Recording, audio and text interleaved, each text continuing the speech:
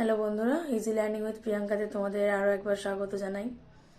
তো তোমরা যেমনটা জানো, আমি আগেই বলেছিলাম যে সামনে উচ্চ মাধ্যমিক পরীক্ষা। তো পরীক্ষা রিলেটেড বেশ কিছু ভিডিও আমি আগেও বলেছি যে আনবো।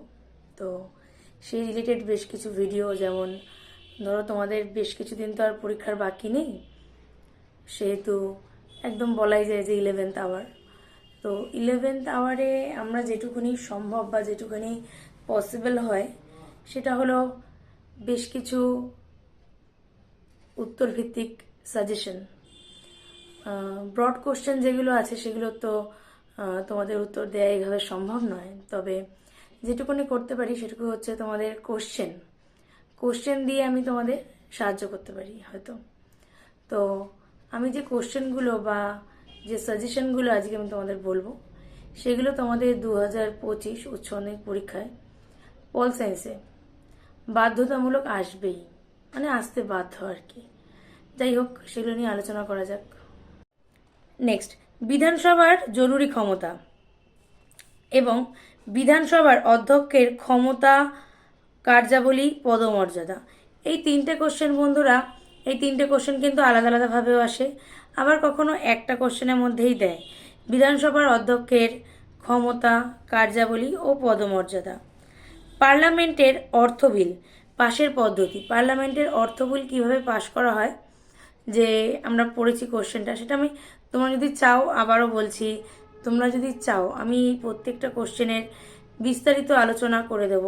তোমরা আমাকে একটু কমেন্ট বক্সে জানাবে, প্রত্যেকে কমেন্ট করবে, পারলে তোমাদের বন্ধু বান্ধবের যাতে হেল্প হয় এই ভিডিওটা আরও 2-4জন বন্ধু বান্ধবের কাছে শেয়ার করে দেবে যারা এই 2025-এ উচ্চ মাধ্যমিক দিতে চলেছে।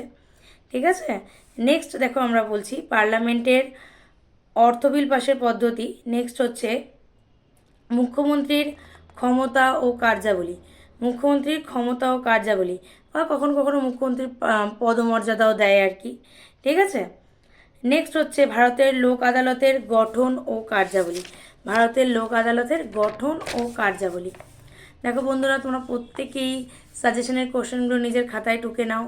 অবশ্যই তোমাদের কাছে কোশ্চেন রেডি না থাকলে আমাকে জানাবে, আমি উত্তরও পাঠিয়ে দেবো প্রত্যেককে, বা উত্তরগুলো এই চ্যানেলেই তোমাদের কাছে ইজি লার্নিং উইথ প্রিয়াঙ্কাতে আমি আরও একবার আলোচনা করব। যাই হোক, নেক্সট সাজেশনগুলো বলে দিই। বিচার বিভাগের সক্রিয়তা। আমরা তো জানি বিচার বিভাগের ঊর্ধ্বে কে? বিচার বিভাগের ঊর্ধ্বে থাকে সুপ্রিম কোর্ট বা হাইকোর্ট। ঠিক আছে, সেটাকে পরিচালনা করে রাষ্ট্রপতি। তো তার সক্রিয়তা। নেক্সট, অর্থ বিল কাকে বলে? তারপর দেখব ক্রেতা সুরক্ষা আদালত। ক্রেতা সুরক্ষা আদালত।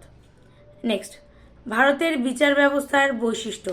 ভারতীয় বিচার ব্যবস্থার বৈশিষ্ট্য বা ভারতের বিচার ব্যবস্থার বৈশিষ্ট্য। পরবর্তী যে কোশ্চেনগুলো আছে একটু আলোচনা করে দিই। অঙ্গরাজ্যের বিধানসভার কার্যাবলী বা গঠন। অঙ্গরাজ্যের বিধানসভার কার্যাবলী বা গঠন, এই যে কোনো একটা কোশ্চেন আসে, বা দুটো, কখনো 4-4-8-এ আসে। ঠিক আছে, নেক্সট, গান্ধীজির রাষ্ট্র সম্পর্কে ধারণা। গান্ধীজির রাষ্ট্র সম্পর্কে ধারণা।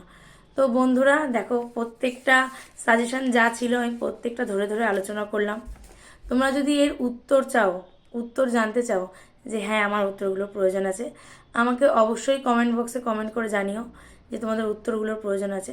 আমি অতি অবশ্যই কথা দিলাম, তোমাদের পরীক্ষার আগে যতটা সম্ভব হয় আমি অতি সত্বর ভিডিওর মাধ্যমে তোমাদেরকে উত্তরগুলো জানিয়ে দেওয়ার চেষ্টা করব। Thank you.